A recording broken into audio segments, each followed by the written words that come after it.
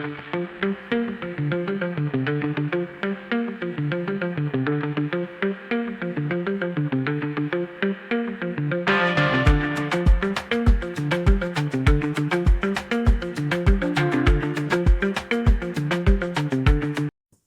ඔයාලා ඔක්කොම එකතු වෙලා ඉන්නේ එක්සෑම් ගයිඩ් LK YouTube නාලිකාවත් එක්ක.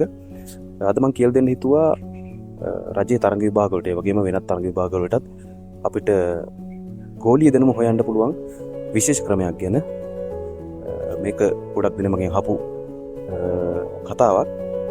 ඉතින් මම අද ඔයාලට මේ කතාව කියන්න හිතුවා. ගෝලීය දැනුම අපි හරියට හොයන්නේ කොහොමද කියන එක. මේකට මම අද කියලා දෙන්නේ එක ක්‍රමයක්. විශේෂම ගෝලීය දැනුම. දේශීය දැනුම අපිට සාමාන්‍යයෙන් වෙනත් ක්‍රම වලින් හොයාගන්න පුළුවන්. මොකද දේශීය සිද්ධ වෙන දේවල් නිසා. හැබැයි ගෝලීය දැනුම කොහොමද අපි හොයාගන්නේ? රජයේ තරඟ විභාගයට කොහොමද අපි හොයන්නේ? හරි මම කියලා දෙන්නම් අද ඒ ගැන. ඔයාලා දන්නවා විකිපීඩියා කියන වෙබ්සයිට් එක. විකිපීඩියා කියන වෙබ්සයිට් එක අපිට අපේ පර්යේෂණ කටයුතු වලට රිසර්ච් වලට එතකොට විශ්වවිද්‍යාල නිබන්ධන වලට අපි පාවිච්චි කරන්නේ. මොකද ඒක ඒ වගේ පර්යේෂණාත්මක වැඩ වලට ඒක විශ්වාසදායී කියලා පිළිගන්නේ නැහැ මුළු ලෝකෙම. මොකද විකිපීඩියා වල තියෙන කරුණු අපි හැමෝටම ගිහිල්ලා එඩිට් කරන්න පුළුවන්. ඒක නිසා ලෝකයේ හැම රටක්ම පර්යේෂණ කටයුතු වලදී විකිපීඩියා වල තියෙන කරුණු පිළිගන්නේ නැහැ. ඒකට අපි වෙනත් පිළිගත් වෙබ් අඩවි තමයි පාවිච්චි කරන්නේ. කොහොම නමුත් අපිට යම් දෙයක් සම්බන්ධයෙන් මූලික කරුණු දැනගන්න විකිපීඩියා වෙබ් අඩවි පාවිච්චි කරන්න පුළුවන්. එතකොට අපි ලෝකෙ සිද්ධ වෙන ඕන දෙයක් සම්බන්ධයෙන් මූලික කරුණු අපිට නිවැරදිව විකිපීඩියා වලින් දැනගන්න පුළුවන්. මොකද මූලික දේවල් ටික විකිපීඩියා වල පෙන්න බේසික් ෆැක්ට්ස් මූලික තොරතුරු අපිට විශ්වාසදායී ලෙස පිළිගන්න පුළුවන්. ඒ කියන්නේ සාමාන්‍යයෙන් අපි අපේ එදිනදා දින කටයුතුවලදී සාමාන්‍ය විදිහට අපිට විකිපීඩියා වෙබ් අඩවිය පර්යේෂණාත්මක මෙවලමක් හැටියට පාවිච්චි කරන්න පුළුවන්. කොහොම නමුත් අපිට පර්යේෂණ කටයුතු ඒ කියන්නේ නිල වශයෙන් සිද්ධ කරන උසස් අධ්‍යාපන ආයතන වල පර්යේෂණ කටයුතු වලදී අපිට විකිපීඩියා වෙබ් අඩවිය පාවිච්චි කරන්න බෑ. කොහොම නමුත් ගෝලීය දැනුම හොයන්න අපි විකිපීඩියා කියන මෙවලම අපි පාවිච්චි කරන්න කොහොමද කියලා මම අද කියලා දෙන්නම්. මේ විකිපීඩියා වල තියෙනවා විකිපීඩියා ඩේ පෝර්ටල් කියලා මෙවලමක්. ඒ කියන්නේ ඔයාලා Google search engine එකට ගිහිල්ලා විකිපීඩියා ඩේ පෝර්ටල් කියලා ටයිප් කරපුවාම විකිපීඩියා වල ඩේ පෝර්ටල් එක වැටෙනවා. ඒ කියන්නේ විකිපීඩියා ඩේ පෝර්ටල් එක අපි හොයාගෙන ගියොත් එහෙම විකිපීඩියා ඩේ පෝර්ටල් එකේ තියෙන්නේ එදිනදා දෛනිකව ලෝකෙ සිද්ධ වෙන විශේෂ සිදුවීම් වල සාරාංශයක් මේ විකිපීඩියා ඩේ පෝර්ටල් එකේ තියෙනවා. එතකොට ඔයාලට දිනපතා ඔයාලා මොකක් හරි විභාගයක් හරි මොකක් හරි අත්දැක කටයුත්තක් හරි ඒ කියන්නේ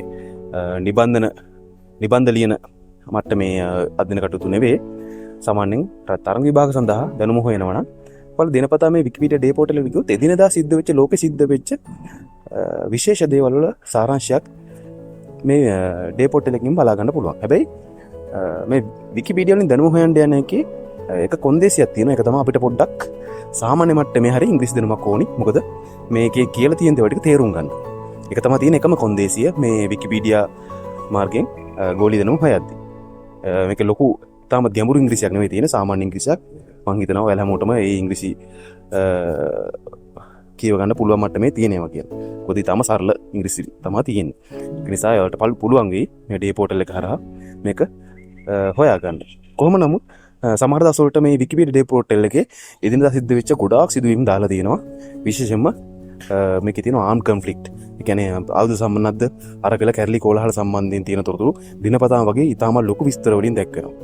කොහොම නමුත් ඔයාලා මේ වගේ අධ්‍යයනය කරද්දී මම ඉදිරි වීඩියෝ එකදී කියලා දෙන්නම්.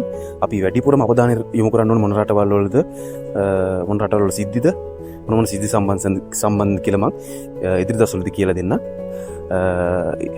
ඒ කියලා දෙනකම් ඔයාලා මේ සමහර සිද්ධිවල තියෙන කරුණු සම්බන්ධයෙන් මේ වගේ අවධානය දක්වන්න. ඒ කියන්නේ ලෝක සිද්ධ වෙන හැම දෙයක්ම අපිට විශේෂ වෙන්නේ නැහැ. ඒකට විශේෂ වෙන රටවල් කීපයක් සහ විශේෂ සිද්ධි කීපයක් තියෙනවා. ඒව තමයි අපිට වැදගත් වෙන්නේ. ඉතින් මම පොදුවේ මේ විකිපීඩියා ඩේ පෝර්ටල් එක හරහා කොහොමද මේ දැනුම හොයන්නේ කියලා ඔයාලට කියලා දෙන්න නිසා මම සාමාන්‍ය විදිහට මම මේ තොරතුරු ටික ඔයාලට කියලා දෙන්නම් අද. දැන් විකිපීඩියා ඩේ පෝර්ටල් එකට ගියපුවහම එදිනදා සිද්ධ වෙන ලෝකයේ වැදගත් සිදුවීම් වල සාරාංශයක් අපිට හොඳට බලා ගන්න පුළුවන්. කොහොම නමුත් ලොකු විස්තරාත්මක වශයෙන් මේකෙත් තොරතුරු ගොඩාක් දිනපතා බලා ගන්න පුළුවන්. ඔයාලා අධ්‍යයනය කරන දිනපතාම Wikipedia day portal කියලා Google එක search කරලා වෙබ්සයිට් එකට ගිහලා බලුවොත් වෙබ්සයිට් එකේ දෛනිකව පල්ලෙහාට තියෙනවා අවුරුද්දේ දවස් 365ම ලෝක සිද්ධ වෙච්ච වැදගත් සිදුවීම් මොනවද, හැම මාසෙකම වෙච්ච සිදුවීම් මොනවද කියලා වෙනම වර්ගීකරණය කරලා බලා ගන්න පුළුවන් විදිහට. හරි. එතකොට අපි අද කතා කරේ Wikipedia day portal ගැන. ඊට අමතරව ඔයාලට හැම අවුරුද්දම සිද්ධ වෙච්ච වැදගත් සිදුවීම්. දැන් අපි 2025 අවුරුද්දේ මුල් මාස කිහිපේ මුල් කාර්තුවේ ඉන්නේ. ඒ කියන්නේ අපිට රජයේ තරඟ විභාගයක් හරි මොකක් හරි තරඟ විභාගයකදී අපිට අනිවාර්යෙන් 2024 අවුරුද්දේ වැදගත් සිදුවීම් ටික අනිවාර්යෙන් හොයා ගන්න. මොකද අපි ඉන්නේ මුල් කාර්තුවේ මේ අවුරුද්දේ. එතකොට අනිවාර්යෙන් 2025 අවුරුද්දේ මුල් කාර්තුවේ ඉන්න නිසා අනිවාර්යෙන් 2024 අවුරුද්දේ ලෝකෙ සිද්ධ වෙච්ච වැදගත් ගෝලීය සිදුවීම් ටික ඔයාලට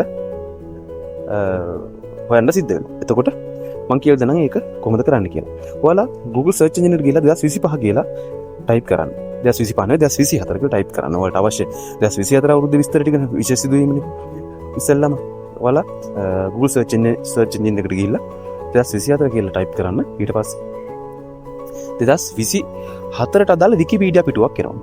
ඒ Wikipedia පිටුවට ගිහිල්ලා ඔයාලා පොඩ්ඩක් පල්ලෙහාට යනකොට තියෙනවා events කියලා පොඩි ටැබ් එකක්. ඒක ක්ලික් කරන්න. ඒක ක්ලික් කරපුවාම 2024 අවුරුද්දේ ජනවාරි 1 වෙනිදා ඉඳලා දෙසැම්බර් 31 වෙනිදා වෙනකන් වෙච්ච 2024 අවුරුද්දේ ගෝලීය වශයෙන් වැදගත් සිදුවීම් සියල්ල ඒකේ තියෙනවා. ඉතින් මේකේ අපිට තියෙන එක කොන්දේසියක් සම්පූර්ණ කරන්න විතරයි. ඒ කියන්නේ අපිට මේකේ තියෙන ඉංග්‍රීසි තේරුම් ගත හැකි මට්ටමින් අපිට අවබෝධ කරගන්න පුළුවන් වෙන්න ඕනේ.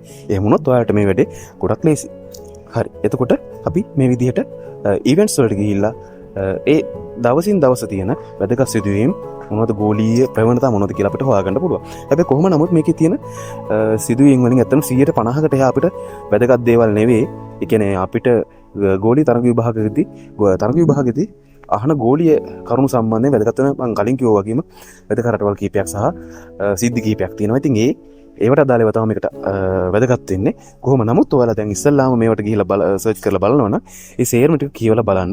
එතකොට අවබෝධ වෙයි මොන වගේ දේවල්ද එන්න පුළුවන් කියලා. සහ ඉදිරි වීඩියෝ වලදී මම බලාපොරොත්තු වෙනවා කොහොමද අපි මේ රටවල් ටික සහ සිද්ධි ටික හරියට කළමනාකරණය කරගෙන විභාගයකට සූදානම් වෙන්නේ කියලා. තමන්ම තරඟ විභාගයකට අවශ්‍ය විදිහට තොරතුරු හොයවුවොත් තමන්ටම තමා ඒකේ ආත්ම විශ්වාසය තියෙන්නේ. කියන ආත්ම විශ්වාසයෙන් අපිට තරඟ විභාගයකට පෙනී හිටින්න පුළුවන්. තමම විස්තර හොයලා ලිව්වොත් ඊට අමතරව අපේ YouTube නාලිකාවෙත් ගොඩක් තොරතුරු සපයන්න බලාපොරොත්තු වෙනවා. කොහොම නමුත් අපි තොරතුරු සපයනට වඩා මේ තොරතුරු හොයන්න කොහොමද කියන එක ගැන කියලා දෙන්න ඔයාලට උනන්දු වෙනවා. මොකද තොරතුරු දෙනවට වඩා ඔයාලට තොරතුරු හොයන මාර්ග කියලා දුන්නොත් ඔයාලට ලොකු දැනුමක් මේවා මේ වගේ ලබා ගන්න පුළුවන් නිසා. හරි.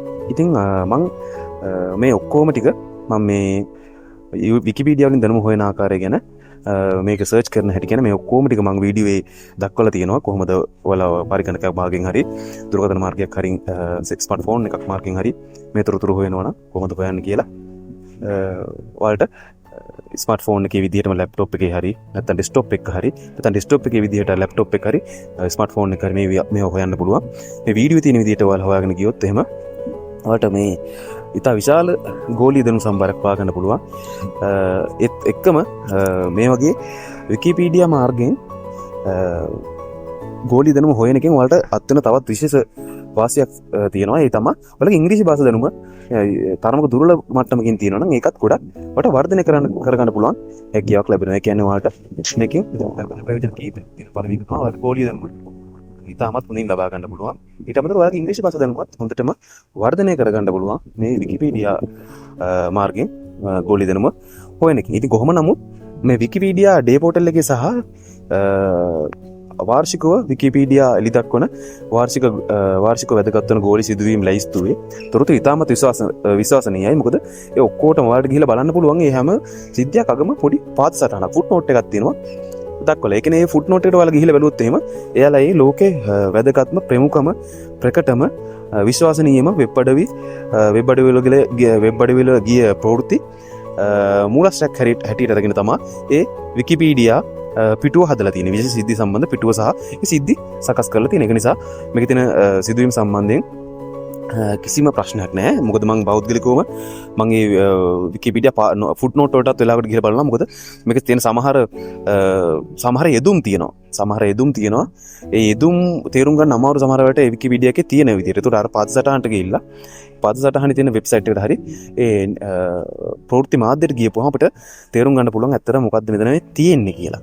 හරි. කොහොම නමුත් අද මම ඔයාලට කියලා දුන්නේ ගෝලී දැනුම හොයද්දි විකිපීඩියා පාවිච්චි කරන්නේ කොහොමද කියලා විශ්වසනීය ආකාරයට සහ විශ්වසනීය ආකාරයට තොරතුරු රැස් කරන හැටි ගැන මම ඉදිරි වීඩියෝකදී ඔයාලට කියලා දෙන්නම් කොහොමද අපි තරඟ විභාගයකදී අධ්‍යයනය කරන්න ඕනේ රටවල් මොනවද ඒ රටවල් කොහොමද අපි අධ්‍යයනය කරන්න ඕනේ ඒ රටවල සිද්ධ වෙන සිද්ධි අතරින් අපි අවධානය යොමු කරන්න ඕනේ මොන වගේ සිද්ධි වලටද කියලා. හරි. එහෙනම් අපේ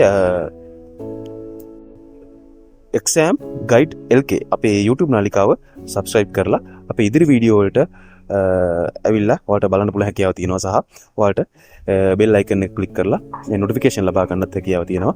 ඉදිරියේදීත් අපි මේ වගේ ඔයාලට exam විභාග සම්බන්ධයෙන් guide කරන ගොඩක් වීඩියෝස් අපි ඔයාලට එළි දක්වන්න බලාපොරොත්තු වෙනවා. ඉතින් අදට ගිහිල්ලා එන්නම් exam guide LK YouTube නාලිකාවේ.